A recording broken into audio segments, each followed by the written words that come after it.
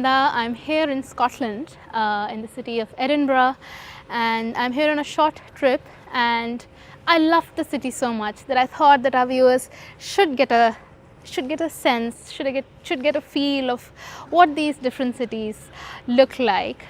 And I think this is one of the best cities that I visited ever. But ironically enough, I'm not at the most lively spot of the city. I'm actually at a graveyard. This is called the Greyfriars Kirkyard. So kirkyard in the language here means churchyard. This is old churches in Britain, in Scotland, in Ireland would have graveyards within their compounds, and this is a very old graveyard. This was actually made after the older graveyard was filled with bodies, and then this one was commissioned. But before we talk about the graveyard, I want to talk about what the city signifies for me and what sense of the city I received in these 2-3 days of walking around here. I think to me Edinburgh particularly, and I think Scottish culture in general, has a very strong sense of fighting back. There is a strong culture of protest. There's a history of solidarity and standing up with people from across the world who have faced oppression at the hands of other forces, of external forces. As you walk across the streets of Edinburgh, I can't tell you the number of times I've seen flags in support of Palestine. I've seen installations for political prisoners of other countries, and the reason I've started this episode here at the graveyard is not just because of the graveyard itself, but I want to show you something. It's a marker of a tragedy that happened in India years ago, and it's something that you wouldn't really expect to see at a graveyard in Scotland, in Edinburgh. And it is this plaque which has been installed here in remembrance of the Bhopal gas tragedy, in remembrance of the thousands killed by the Union Carbide gas disaster in Bhopal, India on 3rd December 1984. Your friends in Scotland have not forgotten you. Never think you stand alone. You wouldn't really expect somebody to have erected this here. When we saw this, when this was pointed out to me by a friend, I was immediately taken to all those thousands of kilometers away back home suddenly, and reminded of the fact that even today victims of the Bhopal gas tragedy have to fight for the right compensation, for the justice that was never really delivered to them. And this is what I think exemplifies the city of Edinburgh, because it chooses. There are some people, at least in this city, who choose to stand with those who were supposed to be forgotten. And the idea of the Greyfriars Kirkyard is that even though you see all these tombstones which are marked, but there are many more, there are hundreds, probably thousands of unmarked graves. These are graves of people who couldn't afford a tombstone. So the idea that the thousands of the Union Carbide gas disaster also remained unnamed, unacknowledged, unhonored, find a place here. So this is that sort of a place. This is that kind of a city where people, the oppressed people, and also the people who fight back, find a place. Okay, so now we are inside the graveyard, the kirkyard as it's called, and what you see behind me are actually just rows of graves all along. But these are the graves that are marked with a tombstone. And what happened in those times is that those people who could afford to have these stones erected got them erected on their own graves. But there are a lot of unmarked graves across this graveyard. most of these graves are marked as being graves of merchants, as graves of surgeons, priests. There are authors, there are poets, there are architects, provosts of the town. There are graves that were gifted to members of the city councils, families as acts. They were actually acts were passed in the city and tombs were gifted, as you can see on your screen now. But the idea that even though this is a graveyard, this place is just, it's bustling with activity, it's bustling with life, it's become a tourist spot of its own, even though one would think that this is a place you wouldn't go to. Now what you see here this is a very interesting piece of history about this place.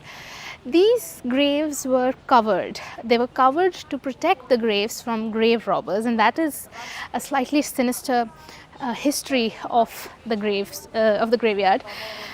This place is very close to the Edinburgh anatomy school, the medical school, sorry. And in those times, for students to be able to clear their exams, they had to perform anatomical studies as part of the final exam. And bodies were not easily found in Edinburgh, because the idea within the Christian religious setup was that the body had to be placed in the grave as it was intact. It shouldn't have been touched. So it was difficult to conduct anatomical studies. So what would happen is a culture, a whole market of grave snatching and grave robbery picked up in Edinburgh, and there were all these gangs of grave robbers who would go around, who would wait for families to bury their dead, and they would come back and take up the bodies and take them to the medical school. So as a preventive measure, some of these graves were then covered up, and what you also see is that a lot of these graves were also encased in almost these like shrine looking structures where there are doors and you can't really go in, and these doors are very old, they're very rusty. I don't know how old the doors are. So while even though you were burying the dead, there was this anxiety that they would not really rest, and obviously this was in response to the advancements that were happening in the medical school in Edinburgh. The irony is that even here there are graves of surgeons, there are graves of professors of the anatomy school, and in the middle of all of this, the small place is developing its own history, its own small little place within the larger history of Edinburgh, which is this very lively, very feisty city. But the graveyard, as the notice board right at the entrance says, is a reminder of memento mori, the idea that death awaits you. So now we are at the Scott Memorial. This is right in the middle of Edinburgh. This is called the Princess Street. And the person you see behind me, the statue in white marble, I think it is the poet, the writer Walter Scott, who was a 18th century, 19th century writer who is integral to the idea of Scottish literature and Scottish identity. This is one of the largest monuments to a writer anywhere in the world. And I was reading up a little about it. Apparently when the monument was built, a lot of the workers in its construction who were involved in its construction also passed away, and it was commissioned and the construction went on for 2 years, and it's a unique place. It's a unique monument within Edinburgh because it's made in the Gothic style, which is very unusual given the other kinds of buildings that are here in Edinburgh. But in everything that you see here, there is a strong assertion of Scottish identity, and it doesn't come at the cost of denigrating other cultures.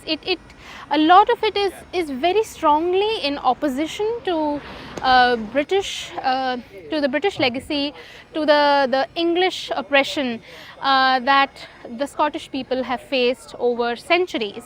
But they also take pride and they consider it their honor that they've fought against British expansion and British assertion over their history. So even Walter Scott, for example, was somebody who was very instrumental in preserving, in recording, in writing about Scottish customs and in practices that the people had almost forgotten after the Dress Act had been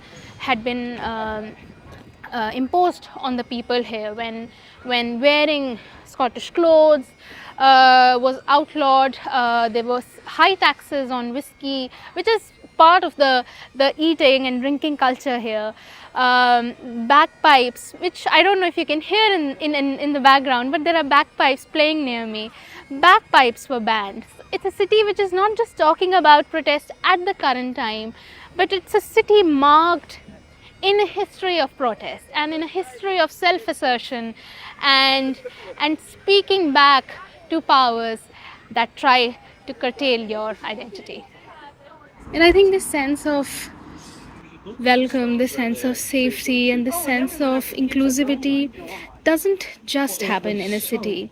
It happens because the city wants that. I think it happens because the people of a city want that to be the nature, the character of the city. And that is the reason, for example, why it's close to midnight right now and I'm walking alone on the streets of Edinburgh.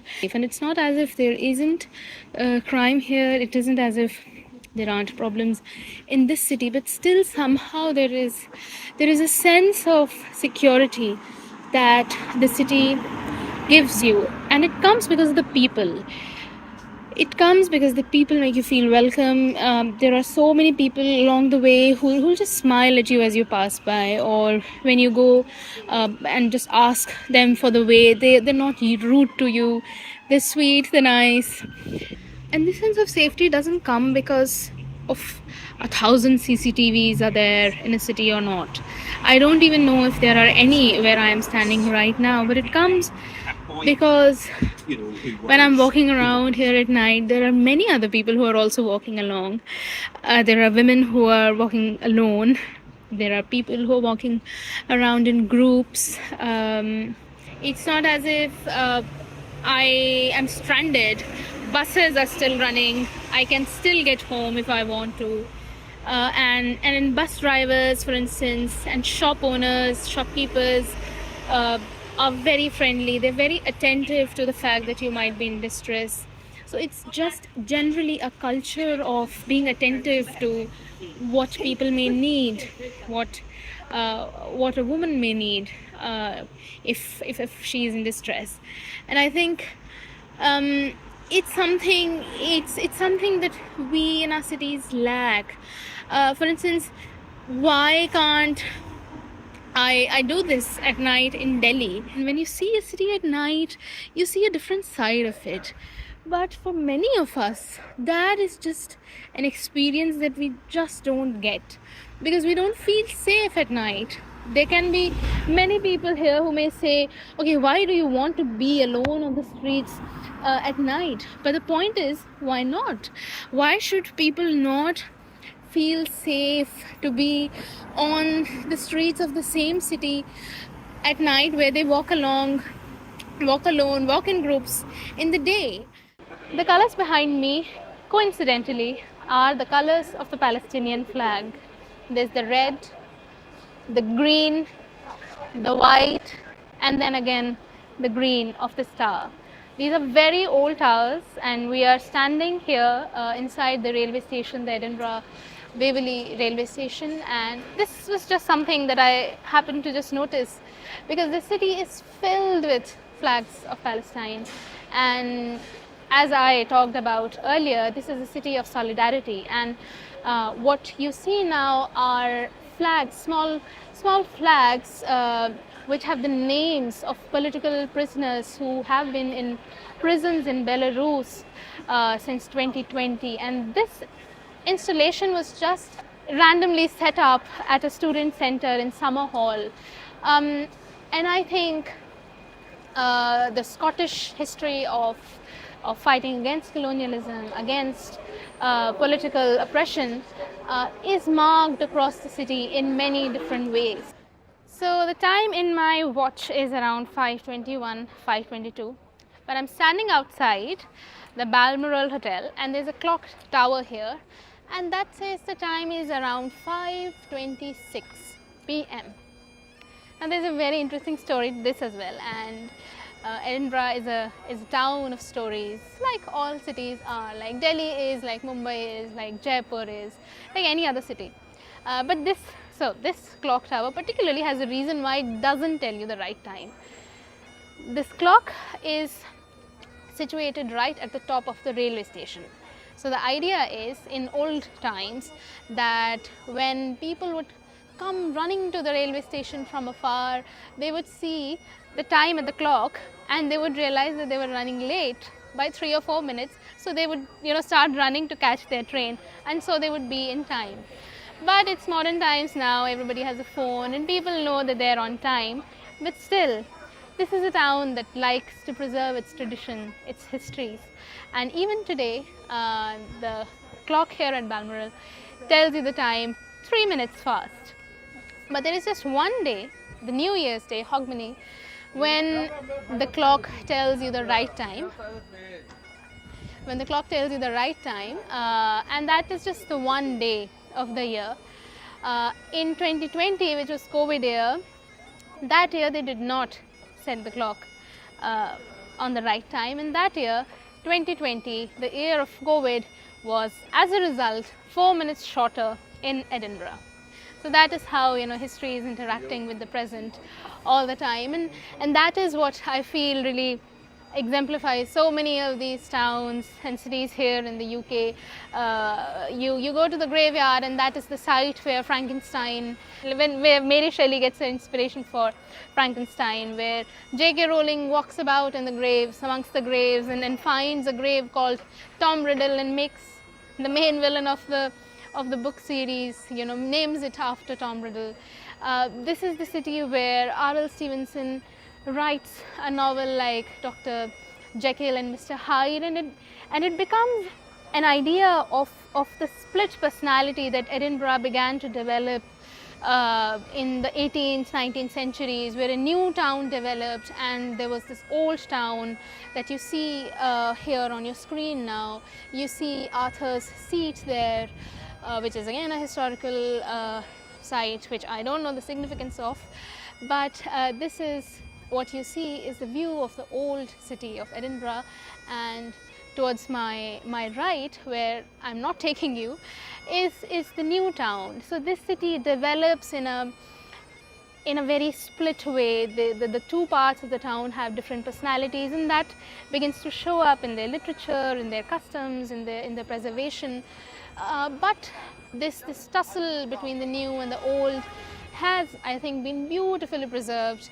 Here you see buildings that were demolished by fires, but were then built again in the same way, in an attempt to keep the architectural identity of the town intact.